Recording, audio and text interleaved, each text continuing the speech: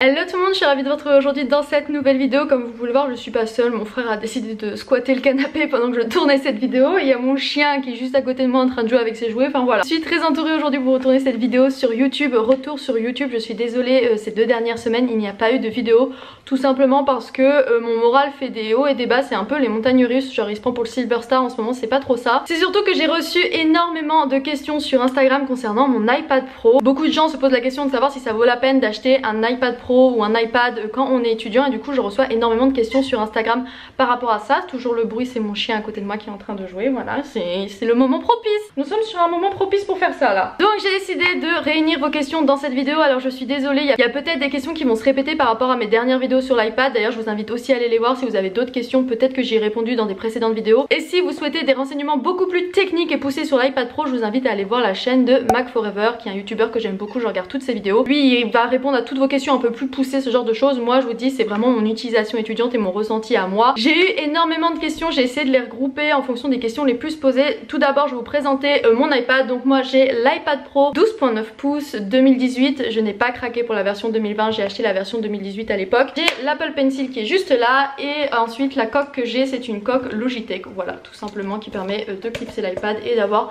un clavier. Oui, mon fond d'écran c'est mon blaze YouTube, y a quoi, qui juge. J'ai pris la plus petite capacité de stockage de l'iPad parce que ça coûtait moins cher, et j'ai pris le 12.9 pouces parce que pour mon utilisation je trouvais ce qui était le plus efficace et le plus agréable. Question qui est énormément revenue concernant l'autonomie de l'iPad, est-ce qu'il pouvait durer totalement une journée de cours, combien de fois je devais le charger, ce genre de choses. Donc moi il me dure parfaitement une journée de cours, ça fait 1 an que je l'ai et la batterie n'a quasiment pas bougé. J'ai dû perdre 1 ou 2% de capacité totale de batterie en 1 an. Je le mets à charger tous les soirs parce que j'ai pris ce rythme, quand je vais me coucher, hop, je charge mon téléphone, je charge mon iPad pour être certaine d'avoir de la batterie le lendemain. Mais des fois je suis encore à 50% de batterie, 40% de batterie. L'autonomie est assez incroyable par rapport à mon MacBook Pro que j'avais à l'époque. Ça n'a rien à voir. Il y a des fois mon MacBook il fallait que je le recharge à midi parce que sinon je n'avais plus de batterie dans l'après-midi. Même quand je fais autre chose que du traitement de texte, des applications un peu plus gourmandes comme du montage vidéo, de la retouche photo, je peux vraiment me permettre de faire du montage pendant plusieurs heures d'affilée dans le train par exemple, ou quand j'ai des grosses vidéos à monter sans le brancher, parce que la batterie est vraiment très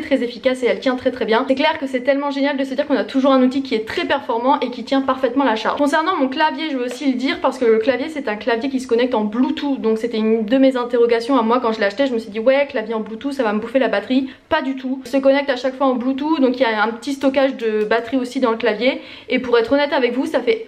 Je me suis foutu un coup d'iPad, tout va bien. Et pour être honnête avec vous, ça fait 1 an que j'ai le clavier et je ne l'ai toujours pas mis à charger. Pour le moment il a toujours de la batterie, je l'ai jamais mis à recharger. C'est ça qui est ouf. 1 an de batterie c'est quand même chelou. Je te jure j'ai 1 an de batterie, je te jure je l'ai jamais mis à charger en 1 an. Ça me paraît bizarre. Bah ouais je sais, mais j'ai jamais eu besoin de la charger. C'est bizarre hein. Ensuite on m'a demandé quels étaient les accessoires indispensables pour l'iPad Pro. Alors l'iPad Pro quand vous l'achetez vous avez que l'iPad, c'est à dire que vous n'avez pas du tout tous les accessoires qui sont autour que moi j'ai, vous avez vraiment que l'écran qui est là. Moi j'ai acheté l'Apple Pencil, c'est d'ailleurs une question qui est aussi revenue. Est-ce que l'Apple Pencil est vraiment utile si on dessine pas? Eh bien oui, moi je m'en sers tout le temps. Déjà ça permet de prendre un peu de distance par rapport à votre main sur l'écran, ça évite d'être moins près de l'écran vu que vous avez la longueur de l'Apple Pencil, et ça permet d'être beaucoup plus précis dans plein de choses. Quand je veux surligner une partie de texte, voilà, pouvoir cliquer sur des boutons un peu plus précis qu'avec mes grosses pattes comme ça, l'Apple Pencil c'est vraiment ultra pratique. S'il y a vraiment quelque chose qui est indispensable lors de l'achat de l'iPad Pro, c'est vraiment l'Apple Pencil. En plus il se recharge par induction, vous le posez au dessus comme ça et il se recharge, et comme c'est aimanté vous ne le perdez jamais. Mais de toute façon avec la coque Logitech que j'ai, je crois que tu vas être un élément perturbateur dans cette vidéo. Les gens ils vont regarder ce que tu es en train de foutre derrière avec le chien plutôt qu'écouter ce que je suis en train d'expliquer. Comme de toute façon vous avez la petite protection en plus avec la coque hop qui vient par dessus, vous êtes certain de ne jamais le perdre. Deuxième accessoire que je vous recommande fortement, c'est ma coque Logitech. Je m'en sers à la fois comme clavier mais aussi comme protection. Vous voyez comme ça il est ultra bien protégé, parce que c'est vrai c'est quand même un outil qui coûte très cher, donc si je pouvais éviter de l'éclater en le faisant tomber maladroite comme je suis, et eh bien ça m'arrangerait beaucoup. Donc voilà, cette coque est vraiment super pour ça. C'est pour ça aussi que je l'ai préférée à celle d'Apple, déjà parce que je n'aimais pas le clavier, le ressenti du clavier Apple, et surtout parce que je la trouvais beaucoup moins protectrice que celle-ci. Autre accessoire que j'ai, dont je me sers régulièrement mais qui est un peu plus optionnel de mon point de vue, c'est comme je vous l'ai dit un disque dur, donc un SSD que je peux connecter en USB-C directement sur l'iPad. La gestion de fichiers se fait hyper facilement, c'est vraiment comme un ordinateur et c'est vraiment très pratique. Deuxième chose aussi que j'utilise toujours, c'est mon lecteur de carte SD. Vous le savez, pour faire les vidéos, pour faire le montage, ce genre de choses, il faut que je puisse transférer les dossiers qui sont présents sur ma carte SD sur mon iPad. J'ai acheté l'embout de chez Apple parce que ça me permettait de transférer plus rapidement les dossiers, mais j'ai aussi un hub. On dit un hub, non? C'est comme ça qu'on dit? un hub, Peut-être. un hub. C'est un accessoire avec différentes entrées de prise dessus, ça me permet par exemple de connecter des clés USB, de l'HDMI, ce genre de choses, c'est très pratique.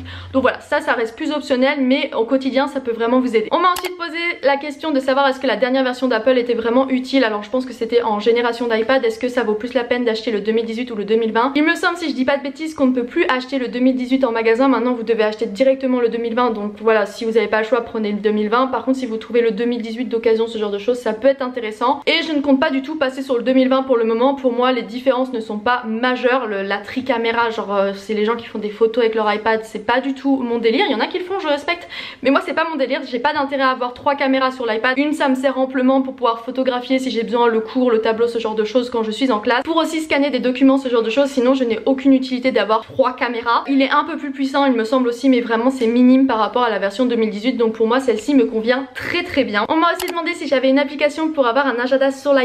Il y a l'application calendrier qui est celle de chez Apple et qui permet de vous synchroniser avec votre iPhone, qui est très pratique, mais il est vrai que depuis un an que je n'ai pas vraiment trouvé une application qui me correspondait vraiment, où je pouvais vraiment me faire un joli planeur, où je pouvais vraiment faire un truc vraiment sympa. C'est pour ça d'ailleurs que j'ai décidé de créer mon ebook. De base c'était pour mon utilisation personnelle, je voulais vraiment un planeur que je puisse annoter moi-même sur l'iPad, que je puisse vraiment avoir un truc, je sais pas, mignon, sympa, qui me donne envie de l'utiliser, de toujours rester bien motivé, bien organisé. Et je trouvais rien sur internet, c'était vraiment quelque chose qui m'exaspérait. J'étais pas assez douée en graphisme pour me le faire moi-même, du coup j'ai mandaté une personne tierce pour me le réaliser. Donc j'ai fait appel à une graphiste avec laquelle j'ai travaillé pendant plusieurs mois pour construire le planeur, pour faire ensuite une to-do list, pour faire un planning de la journée, un planning de la semaine, ce genre de choses. Et quand j'en ai discuté avec mes amis et mes proches, ils ont tous trouvé l'idée tellement géniale qu'ils m'ont tous dit mais pourquoi tu le partages pas en fait avec tes abonnés? Déjà ça te permettrait de rentrer un peu plus dans tes frais, vu que c'est vrai que payer un graphiste c'est pas non plus un truc qui est donné, mais bon, tout travail mérite salaire. Et je me suis dit aussi que durant toutes mes années d'université j'aurais apprécié avoir ce genre d'outils avec moi, même durant mon lycée ou mon collège, donc je me suis dit que ce serait chouette de le partager avec vous. Vous pouvez retrouver mon ebook sur mon YouTube, je vous mets le lien dans la barre de description. Ouais, n'hésitez pas à aller jeter un coup d'œil, vous êtes plus de 500 maintenant à l'avoir,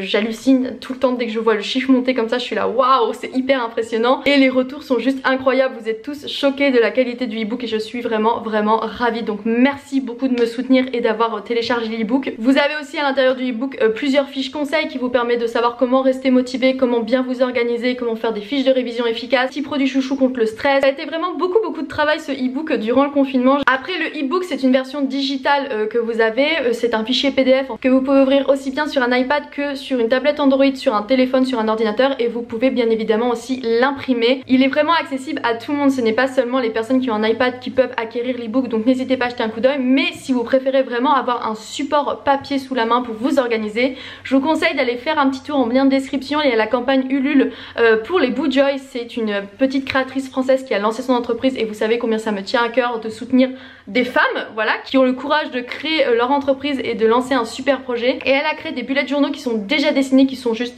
magnifique. Elle m'en a envoyé 3, je vous mets des close-up qui sont vraiment sublimes. L'expérience unboxing est vraiment géniale. Et du coup en ce moment il y a la campagne Ulule qui est lancée, je vous invite vraiment à aller faire un tour, c'est jusqu'à fin septembre. Mais si vous vraiment voulez soutenir une créatrice française qui a beaucoup de talent, foncez. La question concernant le montage vidéo, quelle application j'utilisais sur mon iPad pour le faire, alors j'utilise LumaFusion. C'est une application qui est très similaire de mon point de vue à Final Cut Pro, et maintenant que je suis passée sur l'iPad j'utilise LumaFusion et vraiment je l'adore. Déjà parce qu'elle coûte 10 fois moins cher que Final Cut Pro, et ça c'est un argument de pointe. Même après un an d'utilisation il n'a jamais lagué, il fait tourner des vidéos en 4K sans problème. Je peux vraiment lui demander de faire du montage avec des fichiers extrêmement lourds, il n'y a aucun souci pour lui. Quelque chose qui me permet d'être très polyvalent et de faire plusieurs tâches à la fois, et pour ça il est vraiment génial. Je reçois aussi énormément de questions concernant la taille de l'iPad. Donc moi comme je vous l'ai dit j'ai le 12.9, est-ce que je recommande? Oui absolument, parce que je trouve que l'écran est juste magnifique. On m'a demandé aussi si je le trouvais pas trop grand, mais pas du tout. C'est tellement agréable d'être posé dans son lit devant Netflix avec un tel écran face à vous. La taille de l'écran est vraiment géniale, moi j'apprécie vraiment beaucoup. Après c'est sûr que ça fait un objet qui est un peu plus encombrant que le 11 pouces. Il y a aussi bien sûr une question de prix, le 12.9 pouces coûte beaucoup plus cher que le 11 pouces. Donc en fonction de votre utilisation c'est sûr que ça peut être plus rentable entre guillemets de prendre que le 11 pouces. Salut Mimi, comment tu vas? Concernant vraiment la taille, ce que je vous invite à faire, et c'est ce que je réponds à chaque fois en message, c'est d'aller le voir en magasin pour vraiment vous rendre compte de sa taille réelle, de voir la différence entre un 12.9 et un 11 pouces, et aviser ensuite en fonction de vos besoins. Moi je sais que le 12.9 9 pouces, il est génial pour faire justement de la retouche photo, du montage vidéo et pour regarder Netflix bien sûr. Si j'en avais une utilisation strictement étudiante, c'est-à-dire faire de la prise de notes, regarder des vidéos de YouTube de temps en temps, ce genre de choses, je pense que le 11 pouces m'aurait été amplement suffisant. Mon écran en verre trempé, oui j'ai rajouté un écran en verre trempé sur mon iPad, tout simplement encore une fois dans le but de le préserver au maximum et d'éviter qu'il lui arrive quoi que ce soit. Je l'ai acheté sur Amazon, vous êtes super nombreux à me demander où je l'ai acheté tout simplement sur Amazon. J'ai pris une marque d'Amazon toute bête. J'ai pas du tout acheté la Paperlike qu'on peut voir tout le temps sur YouTube qui permet d'avoir une sensation de papier sous l'Apple Pencil. Moi j'ai préféré prendre un truc bien moins cher sur Amazon et vraiment cette protection est vraiment top. Si j'arrive à la retrouver je vous la mettrai en lien de description pour ceux que ça intéresse. À peu près le tour de toutes les questions qui étaient les plus revenues. Bien sûr après il y avait d'autres questions encore plus spécifiques ou pas, mais malheureusement je peux pas passer 4 heures à faire une vidéo à répondre à vos questions. J'espère avoir répondu au principal. J'ai aussi reçu énormément de ce genre de messages. Voilà, vous êtes extrêmement nombreux, je pense que je reçois 2 messages par semaine pour me dire que vous avez acheté l'iPad ou l'iPad Pro. Donc Apple, j'attends la money maintenant. Je le mérite hein. Je mérite grave de l'argent Apple, je pense que je vous ai fait vendre un paquet d'iPad. Dans tous les cas j'espère sincèrement que cette vidéo vous aura plu. N'hésitez pas à laisser un petit pouce bleu si c'est le cas. N'hésitez pas non plus à me mettre en commentaire si tu as d'autres questions, j'y répondrai dans une prochaine vidéo. N'oublie pas de t'abonner si tu tombes sur cette vidéo et qu'elle t'a plu et que tu veux suivre plus facilement les prochaines, et à me rejoindre sur Instagram parce que c'est là que je suis la plus active. Je vous mets tout le temps des stories, vous pouvez m'envoyer des messages, j'essaye de répondre à un maximum d'entre vous même si je reçois beaucoup de messages. Ça me prend du temps mais j'essaie vraiment de faire l'effort de répondre à chacun. Et puis je vous dis à très bientôt dans une prochaine vidéo. Bye tout le monde.